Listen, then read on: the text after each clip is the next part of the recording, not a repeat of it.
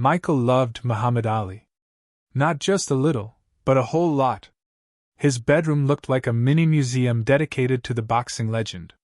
Posters of Ali in action covered the walls, from his early fights to his later years. Books about Ali's life and beliefs filled the shelves. Even his bedspread had a picture of Ali floating like a butterfly and stinging like a bee. But Michael's biggest way of showing his love for Ali was through his clothes. Every day, he wore a different Muhammad Ali t-shirt to school. Some shirts showed Ali boxing, others had famous quotes like, "I am the greatest." Michael didn't just wear the shirts, he lived by them. He knew Ali's speeches by heart and often quoted them, trying to inspire his friends and teachers. "Impossible is nothing," he'd declare before a big test. "Service to others is the rent you pay for your room here on earth," he'd say when helping someone carry their books. Muhammad Ali was more than just a boxer to Michael. He was a hero and a role model. But not everyone shared Michael's enthusiasm for Muhammad Ali. At school, many of his classmates didn't understand his obsession. They saw Ali as just an old boxer, someone from the past. They hadn't seen his fights or heard his speeches. To them, he was just washed up. And they weren't shy about letting Michael know it. "Hey, look, it's Ali Jr." they'd shout as he walked down the hallway. "Nice shirt, Michael," someone else would say, dripping with sarcasm. "Is that from the museum?" But the worst was when they'd make fun of Ali himself. "Ali was slow," one kid said. "He couldn't even beat fictional boxer name." "Yeah, and he talks too much," another chimed in. "All that I am the greatest stuff is so annoying." Michael tried to ignore them. He knew that Ali had faced worse critics in his time. But it still hurt. It was hard to understand why people couldn't appreciate someone who had done so much good in the world, both inside and outside the ring. The bullying wasn't just name-calling, though. During lunch, kids would sometimes knock Michael's tray over, sending his food flying. As he bent to clean it up, they'd chant, "Float like a butterfly, sting like a bee. Get some food on your knee." In the hallways, bigger kids would shove him into lockers, laughing as his books scattered. Once, someone even created a fake social media profile with Michael's name but filled with silly pictures of old boxers and misspelled Ali quotes. The online ridicule was especially tough. Mean comments piled up under every post, calling him Ali the loser, and making fun of his clothes. Michael felt more and more alone. He stopped quoting Ali as much, afraid of the reactions. He started eating lunch in the library instead of the cafeteria, hoping to avoid the taunts. Even though he still wore his Ali shirts, he felt like he was shrinking inside, losing the confidence that Ali had inspired in him. It was like the bullies were slowly chipping away at his love for his hero, turning something that brought him joy into a source of pain. One day, a local news crew came to Michael's school to do a story on bullying. They interviewed different students about their experiences, and Michael bravely decided to share his story. At first, he was nervous. He didn't want to draw more attention to himself, or make the bullying worse. But then he thought about Muhammad Ali. Ali always stood up for what he believed in, even when it was unpopular. So Michael took a deep breath and agreed to talk to the reporter. He told her about his love for Ali, the shirts he wore, and the quotes he shared. He explained how the bullying had made him feel and how it was hard to understand why people were so mean. He even showed her the fake social media profile. The reporter listened carefully, nodding sympathetically. She asked him what he would say to Muhammad Ali if he ever had the chance to meet him. Michael thought for a moment and then said, "I would tell him thank you for being you and for inspiring me to be myself, even when it's hard." A few days later, the news segment aired on TV. Michael was nervous to watch it, but his family gathered around the television to support him. The segment started with a general overview of bullying in schools, then focused on Michael's story. They showed clips of him walking through the hallways wearing his Ali shirts, interspersed with his interview. The news showed the fake social media profile and the mean comments. But they also highlighted Michael's unwavering admiration for Muhammad Ali. They showed pictures of his room filled with Ali memorabilia and played a recording of him quoting Ali's famous "I am the greatest" speech. The segment ended with Michael's heartfelt message. "I would tell him thank you for being you and for inspiring me to be myself, even when it's hard." As the segment concluded, Michael felt a mix of emotions, relief that his story was out there, but also fear of how his classmates would react. He knew that things could either get better or worse. He just had to wait and see. Meanwhile, far away from Michael's school, someone else was watching the news. A member of Muhammad Ali's team, let's call him Mr. Johnson, was flipping through channels when he stumbled upon the segment about Michael. He was immediately struck by Michael's unwavering spirit and his deep admiration for Ali. He recorded the segment and knew he had to show it to Muhammad Ali. Later that day, Mr. Johnson played the video for Ali. Ali watched intently, his eyes fixed on the screen. He saw the bullying Michael endured and the pain it caused him. But he also saw Michael's strength and his unwavering love for his hero. When the segment ended with Michael's heartfelt message, Ali was deeply moved. He turned to Mr. Johnson and said, "We have to do something for this young man. He reminds me of myself when I was younger. We can't let him lose his spirit." Mr. Johnson nodded in agreement, knowing that Ali's words meant action. They started brainstorming ideas, determined to find a way to support Michael and show him that he wasn't alone. Ali thought about what Michael was going through. He remembered his own struggles with prejudice, and the challenges he faced for standing up for his beliefs. He knew how important it was to have someone believe in you, especially when things were tough. He decided that he wouldn't just send a letter or a gift, he would go to Michael's school himself. He wanted to show Michael, and everyone else, that it was okay to be different and that standing up for what you believe in is always the right thing to do. He pictured Michael, a young version of himself, facing the world with Ali's words in his heart.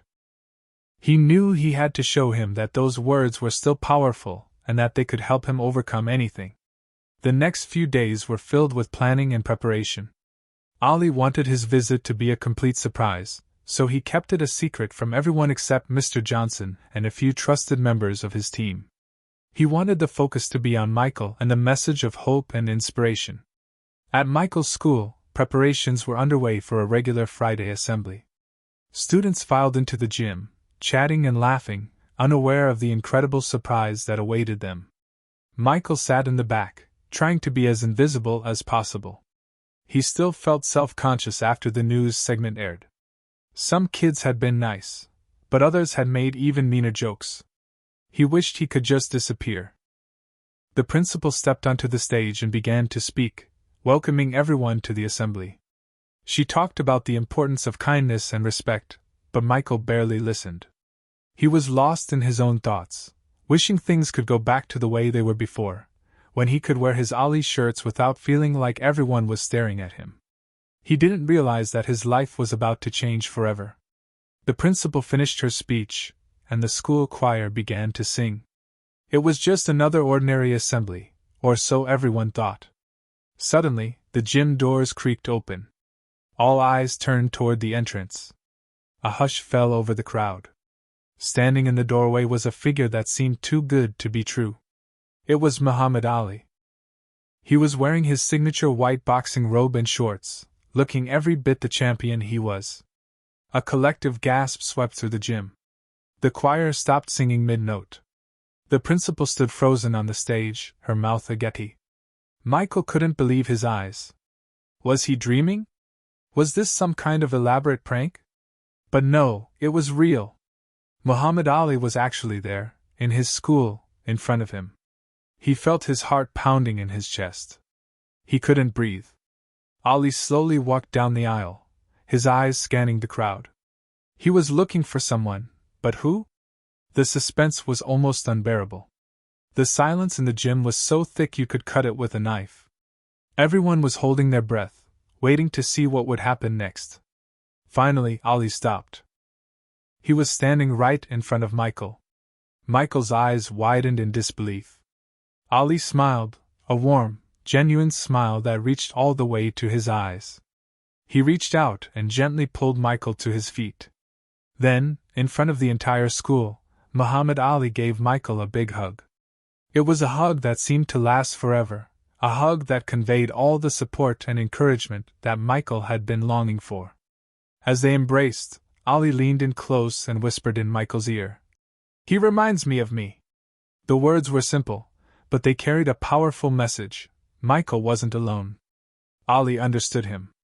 He saw himself in Michael's passion and his struggles. And he was there to tell him that everything was going to be okay. The moment was electric, filled with emotion and hope. It was a moment that would forever be etched in Michael's memory. The gym erupted. Cheers and applause filled the air, shaking the very foundations of the building. Students jumped to their feet, clapping and shouting Michael's name. Even the principal was clapping, a wide smile on her face. The atmosphere had completely transformed. The mean jokes and the bullying seemed like a distant memory. Suddenly, everyone wanted to be Michael's friend. Kids who had once taunted him were now patting him on the back and asking for autographs. They finally understood what Michael had known all along, that Muhammad Ali was more than just an old boxer. He was a symbol of courage, strength, and standing up for what you believe in. Ali raised his hand, signaling for silence. When the noise died down, he spoke in his booming voice. "Don't let anyone tell you that you can't be yourself. Be proud of who you are, and never give up on your dreams." His words resonated with everyone in the room, inspiring them to be better, kinder, and more accepting of others. For Michael, it was the most amazing moment of his life. Not just because his hero had shown up, but because he felt powerful. He felt like he could take on the world. The bullying didn't matter anymore. The mean comments didn't sting. He had Muhammad Ali's support, and that was all that mattered. He walked taller, smiled brighter, and felt a confidence he had never known before. After the assembly, Michael was surrounded by students wanting to talk to him. He made new friends and reconnected with old ones. The kids who had bullied him apologized, and Michael, with his newfound confidence, forgave them. He knew that they had learned a valuable lesson. That day, Michael realized that being yourself is the most important thing you can do, and that even when things are tough, there's always hope.